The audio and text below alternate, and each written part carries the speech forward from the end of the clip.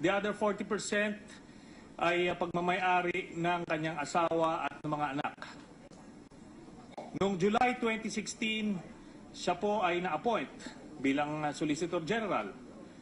Noong July 13, 2016, ayon sa isang sulat, si Mr. Calida ay nag-resign bilang presidente ng Vigilant Security. Noong April 5, 2017, base po sa mga dokumento sa Securities and Exchange Commission, si Mr. Calida ay shareholder pa rin ng Vigilant Security in the amount of 60% of the total number of shares. At nung chinek natin, nung latest entry, which is March 30, 2018, ay ganun pa rin, siya pa rin ay shareholder, equivalent to 80% of Vigilant Security. Next. Ito po ang ilan sa mga dokumento na nagpapatunay na si Mr. Calida ay isang shareholder ng Vigilant Security Agency. Dito rin po sa dokumentong ito nakalap natin, siya ay presidente as of April 4, 2016 at shareholder ng 60% ng Vigilant, at kung makikita natin yung buong pamilya niya ang may-ari ng the rest of the 40%. Next.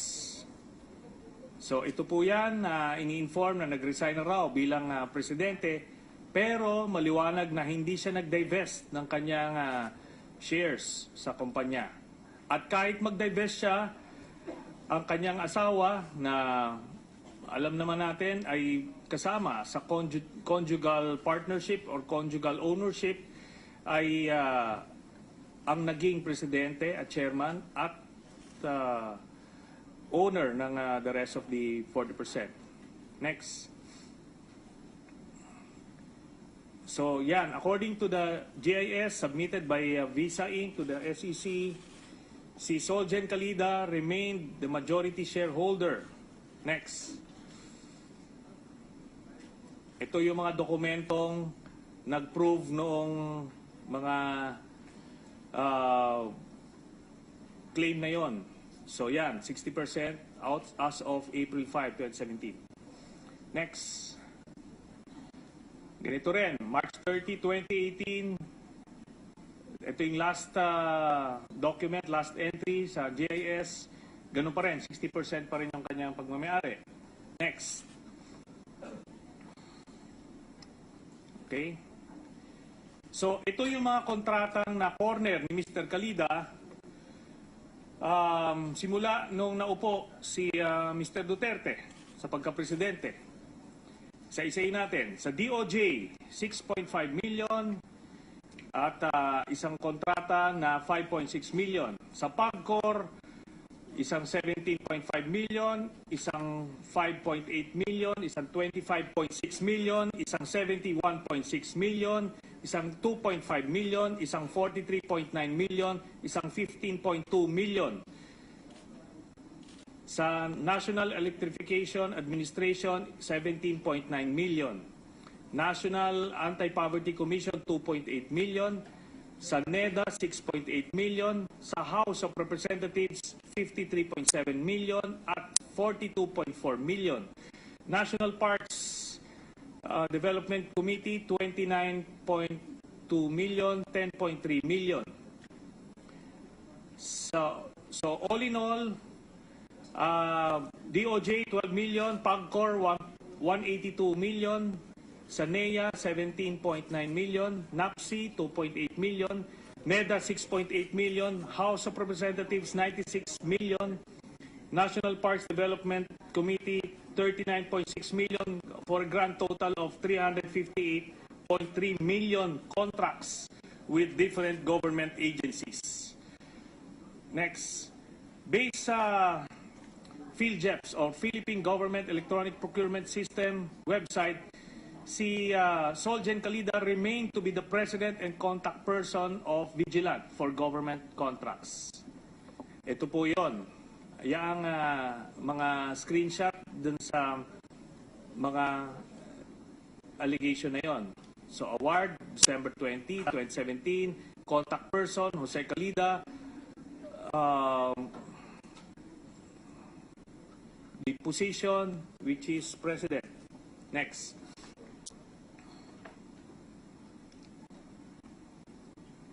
Ganun din, sa PAGCOR. So, well documented itong mga kontrata na ito.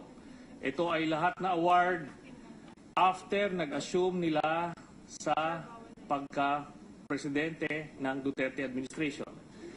So, DOJ, ayan, awarded January 19, 2017, contact person, Jose Calida, designation president. Next. Sa NEA, 23 September 2016, contact person, Jose Calida, designation president. So talagang pinakyaw niya ang mga kontrata ng security agencies sa iba't ibang ahensya ng gobyerno simula nung nakapwesto sila. Next. Ganyan naman sa National Parks Development Committee. So January din yan, 2017. Next. Okay. Ngayon, ang claim ni Mr. Calida ay wala siyang conflict of interest sa government contracts even if hindi siya nag-divest. So, yan ang sinasabi niya na since ang nakalagay daw sa batas ay and or, meaning pwedeng or ito. So, pwede siya ay mag-divest or pwede siyang mag-resign. Ang hindi niya naiintindihan, ang ibig sabihin ng end or ay para doon sa mga, yung end na yon ay para doon sa may shareholder at merong posisyon. Kung shareholder ka lang or merong kang posisyon, so or ang sayo. Pero pag parehas ka, end ka. So ibig sabihin, kailangan mo mag-resign at kailangan mo mag-divest.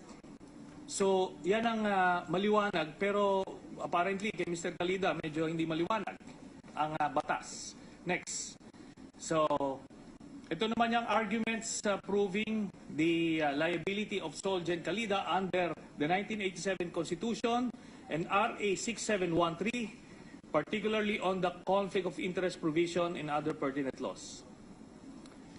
Okay, base sa ating 1987 Constitution, they shall not during said tenure, directly or indirectly practice any other profession, participate in any business, or be financially interested in any contract with or in any franchise or special privilege granted by the government or any subdivision, agency, or instrumentality thereof, including government-owned or controlled corporations or their subsidiaries. They shall strictly avoid conflict of interest in the conduct of their office. So, conflict of interest as defined by RA 6713, conflict of interest arises when a public official or employee is a member of a board, an officer, or substantial stockholder of a private corporation or owner, or has substantial interest in a business, and the interest of such corporation or business or his rights or duties therein may be opposed to or affected by the faithful performance of his official duty. Babalikan natin yan. Okay, next. Divestment. A public official or employee shall avoid conflicts of interest at all times. When a conflict of interest arises, he shall resign from his position in any private business enterprise within 30 days from his assumption of office and or divest himself of his shareholdings or interest within 60 days from such assumption. Ngayon dito, according sa Administrative Code of 1987, Book 4, the Executive Branch, Title 3, Justice, Chapter 12, Office of the Solicitor General, Section 13, Powers and Functions. The Office of the Solicitor General shall represent the government of the Philippines, its agencies and instrumentalities, and its officials and agents in any litigation, proceeding, investigation, or matter requiring the services of lawyers. So maliwanag dito sa Administrative Code na bilang Solicitor General, siya ang abogado ng lahat ng mga ahensya ng government. Next.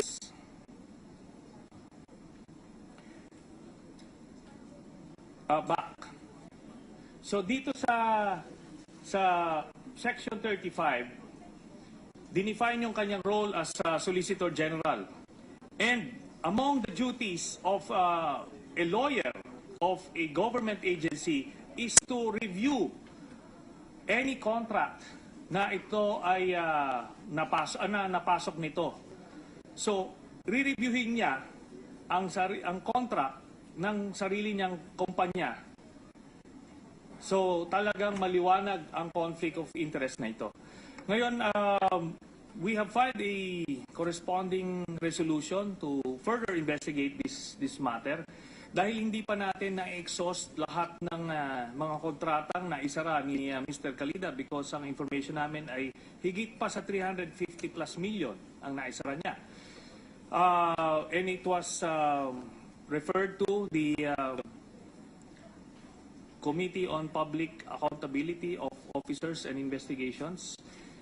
At iniintay natin yung schedule ng committee hearing nito. So I hope ay mabigyan naman ng atensyon ng committee chairman, si Senator Gordon. Anyway, next. Dito naman sa incident involving the Proclamation number 572, specifically titled The Revocation of the Department of National Defense Ad Hoc Committee Resolution number 2, dated January 31, 2011, insofar as it granted amnesty to former Lieutenant Senior Grade Antonio Trillanes IV. Ito yung proclamation na nag-revoke ng aking amnesty as signed by Mr. Duterte. Ngayon, just to recap, ang basis na sinabi nila ay dahil hindi daw ako nag-apply. Whereas former Lieutenant Senior Grade Antonio Trillanes IV, grantee under Proclamation number 75, did not file an official amnesty application form. Maliwanag po yan, as per the certification dated August 30, 2018, issued by Colonel Thea Joan Andrade. And another basis is the non-admission of guilt daw. So, and I read, whereas former Lieutenant Senior Grade Antonio Trillanes IV never expressed his guilt for the crimes that were committed. Okay, next. So, ito po ang isang video na nakita natin at inulit kanina dun sa committee hearing conducted by Senator Lacson, yung statement ni Secretary Lorenzana.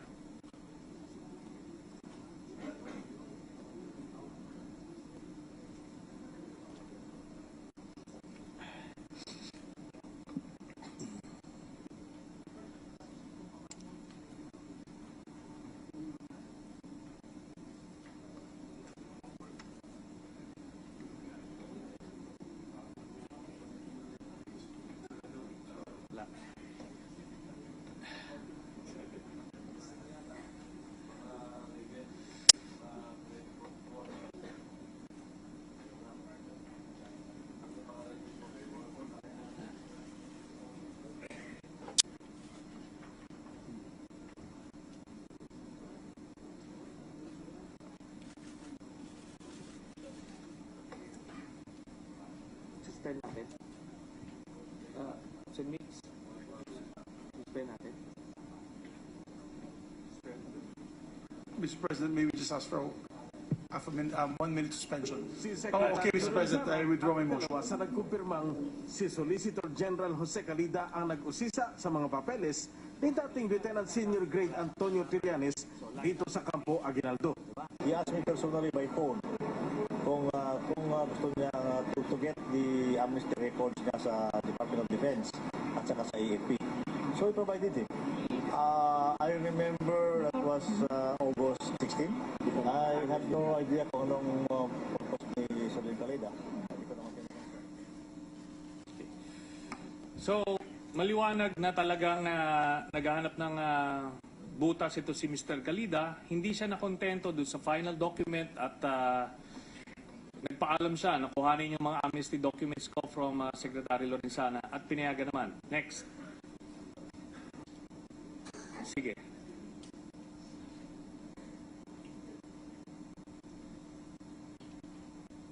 Bago magsara ang ad hoc committee ng Defense Department sa pagtanggap ng aplikasyon kahapon, ay umabot na sa 57 ang nakapag-file ng kanilang amnesty Ayan po yung application. application form Ang ko. ad hoc committee na pinamunuan ni DND USEC for Defense Affairs Honoria Escueta ay nakapagtala na ng 57 aplikante simula ng Lunes nang inanunsyo nila ang pagsisimula ng pagpoproseso ng mga amnesty applicants. Sa kabuuang 57 nagsumiti ay 22 sa mga ito ang opisyal at 35 ang mga enlisted personnel, kabilang na si Senator Trillanes sa kabuuan ng mga nag-file. Sinabi ni Trillanes na dahil sa isinasad sa requirements, inamin niya ang kanyang kasalanan sa konstitusyon at hindi sa dating Pangulong Gloria Arroyo. Ang nakalagay kasi doon sa application form is a general admission of guilt, na meron na labag na kahit na anong batas, whether sa armed forces or sa revised penal code. And po yan, ever since hindi naman kami nagpanggap na yung ginawa namin napagpunta sa Ukod and sa Manila Pen and na natural na ginagawa ng sundalo. We are man enough to admit na we have broken rules in the pursuit of our moral cause, and we faced it like men. Nakulong po kami, and the others were separated from the service. So it's very easy for us to admit to that. Sir, may regret ba ba? May regret? Wala po tayong regret dun sa ginawa natin. Nangyari na po yan. Yan po ang iginuhit ng tadhana, so to speak. So, tinanggap po natin yan. Si Senator Antonio Trillanes IV ay naman sa opisyal ng tagapagsalita ng Department of National Defense, Yusek Eduardo Patak, na isa sa mga prerequisite na sinasad sa aplikasyon ay kasama ang mga sworn statements ng mga aplikante. Should be sworn to. It should be a sworn statement. So meron tayong mga legal officers who will take the sworn statements. So that will be the final phase of the application itself. Now, when the application has been forwarded to the committee processes it. So unless it is a very unusual situation, then that's the only time that the committee will convene and deliberate on a particular case. However, there's still a requirement that if and when the application has been accepted, there is a 15-day allocation for any opposition to be filed against that particular application. Si Undersecretary Eduardo Batak, RH 911, Informando ng DCRH Nationwide. So maliwanag po. Dito sa video na ito, na nag-apply ako, sinupaan ko, nag-admit ako ng guilt, at ito ay pinatibayan. Kung makikita nyo, ito po ang affidavit ni Colonel Josefa Berbigal. Siya po yung nag-administer ng aking oath. At among the statements na sinabi niya, among the applications for amnesty which our committee processed was that of Senator Antonio Trillanes IV, which was filed on January 5, 2011. I know that Senator Trillanes filed this amnesty application because I was the one who personally received Senator Trillanes' amnesty application on January 5, 2011. Before accepting his application, I asked Senator Trillanes to read the pre-printed statement contained therein, making a general statement or general admission of his guilt for his alleged offenses before asking him to take his oath for the said amnesty application. Next. After studying the application, the committee found Senator Trillanes' amnesty application to be in order, complete, and in compliance with all of the requirements of Proclamation Number 75, Series of 2010, as well as its implementing rules, particularly DND Amnesty Committee Circular Number 1, dated December 21, 2010. The rules and procedure in the processing of amnesty applications pursuant to Proclamation Number 75, Series of 2010. Thus, the DND Ad Hoc Amnesty Committee recommended Senator Trillanes' amnesty application, among others, for approval through DND Ad Hoc Amnesty Committee Resolution Number 2, a copy of which is hereto appended as Annex 2. Maliwanag po ito. At kanina, maliwanag sa hearing, again, na kinandak this morning, ay inaffirm ito ni Chief of Staff General Galvez na totoo ngang nag-apply ako at based dun sa testimony ni Colonel Berbigal. Ito naman ang affidavit ni Yusek Honorio Ascueta na siya ang chairman ng ad hoc committee na nag-process ng mga application forms. Ito ang kanyang statement. As chairman of the DND ad hoc Amnesty Committee, I conscientiously performed my duties in accordance with Proclamation Number 75 and DND Circular, and also strictly complied and caused strict compliance with all requirements pursuant to the same. As such, the amnesty applications which were recommended to be for approval by the committee, including that of Senator Antonio Trillanes IV, underwent the necessary and the applicable procedures set in Proclamation Number 75 and the DND Circular. Again, maliwanag po ito. Affidavit po ito. Next. Ito naman ang sample ng application form ng amnesty. Dito nyo po makikita na nakalagay sa pro forma application form ay yung statement, and I read, I hereby acknowledge that my involvement, participation in the subject incidents constituted a violation of the 1987 Constitution, criminal laws, and the Articles of War. I hereby recant my previous statements that are contrary, if any, to this express admission of involvement/participation and guilt. So, maliwanag po ito. Ito yung sinumpaan ko at ito yung pinirmahan.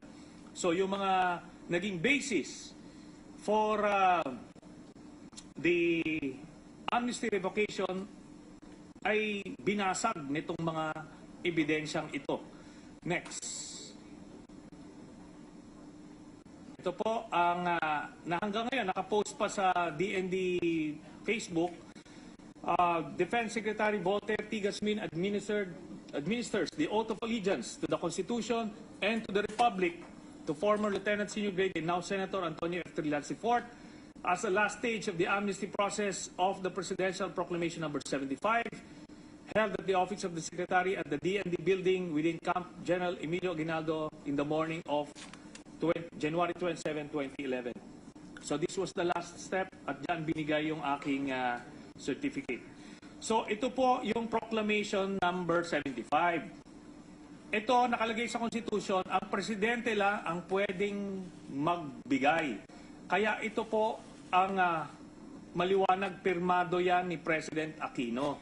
Siya po ang nagbibigay ng amnesty at doon mismo sa Proclamation 75, nakalagay doon sa Section 2, dinedesignate yung DND para magproseso ng lahat ng aplikante. Yun po ang role ng DND. Kasi po, para saan yan? Kasi on the hypothetical situation that 1 million people would avail of an amnesty, imagine niyo kung yung presidente ng Pilipinas ang pipirma noon. It won't make sense. Ang presidente pinipirmahan yung proclamation lang. Yan po. That will satisfy the constitutional requirements. And in fact, it was already satisfied, kaya nga ako binigyan kaya dinismiss yung mga kaso sa korte dahil nirecognize sila na valid yung amnesty. At yung 15-day period kung saan pwede may magprotesta o magreklamo o mag-oppose ng amnesty ay naglapse yun. Ni wala naman ni isang nag-oppose. So ito po yung aking copy ng Certificate of Amnesty. Ayan po. So maliwanag, Senator Antonio Trillanes was granted amnesty on January 21, 2011 for his participation/involvement in the July 27, 2003 OCOD mutiny and November 29, 2007 Peninsula, Manila Hotel siege in Makati City pursuant to the provisions of Presidential Proclamation Number 75 issued on November 24, 2010 by His Excellency President Benigno S. Aquino III. So, ayan po. Next. Ito ang isang copy. Just to prove na ganyan talaga ang ginagawa, ito ang copy ng isang amnesty na grinant noong December 6, 2001. So, blinangko na lang natin yung pangalan. So, ang nakalagay dyan, Mr. Dugumon was granted amnesty on December 6, 2001 upon recommendation of the Metro Manila Local Amnesty Board for acts constituting rebellion that he committed as a member of the RAM SFPYOU for his involvement in the 1987 and 89 coup attempts pursuant to the provisions of Proclamation Number 21 Series of 1998. So, ito, pinirmahan ito noong April of 2004. At ang mga nakapirma dito ay hindi naman presidente. Yung chairman ng Local Amnesty Board, Chairman Alvin Dance, Secretary Angelo Reyes, Remedios Balbin, Commissioner, Secretary Jose Lina Jr., Secretary Di Simeon Datumanong. Sila ang nakapirma, hindi rin presidente. So talagang maliwanag ho. From all angles, from all levels, talagang valid po yung naging amnesty sa akin. And therefore, mali itong proclamation ito.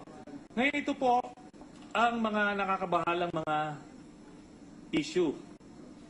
The proclamation is in itself an arrest order. Kasi doon sa paragraph 2,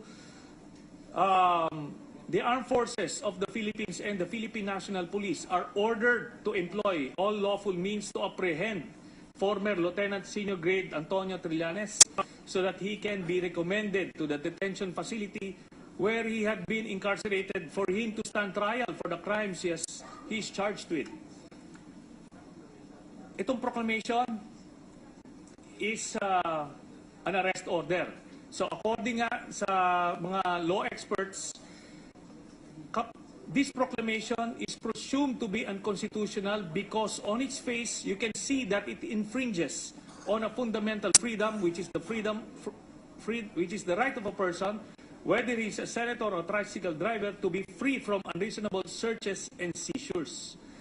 So ito importante ito kasi merong mga argumento na the proclamation is presumed valid unless otherwise stated by the Supreme Court. Mali po yun kasi again, hypothetical situation, gumawa ng proclamation ang presidente at isulat niya na arestuhin lahat ng media practitioners. At pinaguhuli nga. Ngayon, pag may nagreklamo, ang sasabihin, hindi, valid yung proclamation until proven otherwise by the Supreme Court. Hindi po ganon. Meron pong mga Supreme Court jurisprudence na nagsasabi na pagka ang proclamation on its face would violate the Bill of Rights and infringes on fundamental freedoms, hindi ang presumption dito ay unconstitutional and therefore invalid. Kaya hindi ito dapat tinutupad. And for that, I credit the Senate President for doing so and not giving it the validity that it pretended to have. Next. Ito yung mga major issues na sana po bilang Senado as a body ay kailangan natin ma-concern tayo. Unang-una, the proclamation is basically an arrest order as I showed earlier. Number 2, an amnesty cannot be revoked, more so that it cannot be revoked unilaterally by any sitting president. It will set a bad precedent and nobody will trust us anymore in the future. So it's very instrumental as a peace policy. Number 3, a missing application form should not be used as a basis to void the final public document, as there should be a presumption of regularity on the issuance of the said document. This will not only apply dito sa Certificate of Amnesty, it will also apply even sa passport or sa driver's license or kahit na anong final document na meron tayo. Kasi it will not make sense na haharangin tayo ng MMDA. For example, hingin yung lisensya. Pag binigay mo yung lisensya, asan yung application form mo? Natural, hindi mo makikita yun. Kasi nobody keeps an application form. Walang ganyan. Walang binibigay. Walang kopyang sinusole sa mga aplikante. Even sa mag-open ka ng bank account, yung mga signature cards na pinirmahan mo, hindi mo yan nadadala. Kasi it won't make sense. Number 4, a president has no power to reverse a final ruling made by the judiciary. Dahil pumapasok na siya sa teritoryo ng hudikatura. Meron po tayong system of separation of powers, limited ang kanyang poder. Gayon din, itong regional trial court judge or any judge has no power to reverse a final ruling made on any case based on a mere motion by the prosecution. Kasi po ang nangyari dun sa branch 150, nag-motion yung prosecution na pabuksan yung kaso, binuksan naman. Alam nyo ho, unless ito ay ma-reverse ng Korte Suprema, it will set again a very bad precedent. Why? Because no final ruling in any case, whether it's a land case or an annulment case, will be made final. Kasi pwedeng pabuksan lang, mag-motion lang yung prosecutor at pwede nang buksan. So, these issues are very alarming. It will destroy basically the various institutions of our government.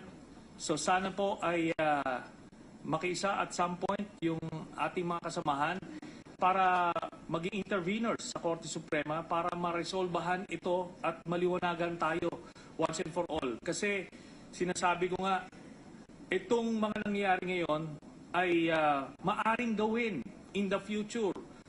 Kung magkakapersonalan ang labanan nito, buti kung forever nakaupo ang isang diktador. Hindi po, nawawala at nawawala sila eh. So, in the meantime, hindi pwedeng hayaan na sirain yung mga jurisprudence ng ating bansa. So, yan lang po ang aking... ito pa pala. Hindi po ito ang kauna-unahang ginawa na itong Duterte administration para hanapan ako ng kaso o gawan ako ng kaso. Itong itong issue na ito noong January 3, 2017, pilit akong inuugnay ni former Secretary of Justice Aguirre na may kinalaman daw ako sa isang saksakan doon sa Bilibid. Kahit na eventually ito ay napawalang bisa ng CIDG, talagang gagawa at gagawa lang ng kwento. Nang sa ganon ako ay makasuhan. Yan yung una. Pangalawa, ito na, yung inimbento ni Duterte na mga bank accounts ko daw sa kung ano-anong bansa. Na eventually ay nung naipit siya, ito ay kanyang inamin. At ito na nga, ito yung pinakang panghuli. So pangatlo na ito. So strike 3 na si Mr. Duterte. But I am sure this guy will not stop. He will use all the instruments of power to put me behind bars or if not, kill me. But let me just reiterate my position. In this democracy, I am a legitimate member of the opposition and this is my role to check abuses or anomalies, if any, committed by this administration. Ganyan po yan. It is an essential element of any democracy. So sana po maintindihan yan, hindi lang ni Mr. Duterte, kundi yung kanyang mga mabilis na nababawasan na mga believers. Maraming salamat po.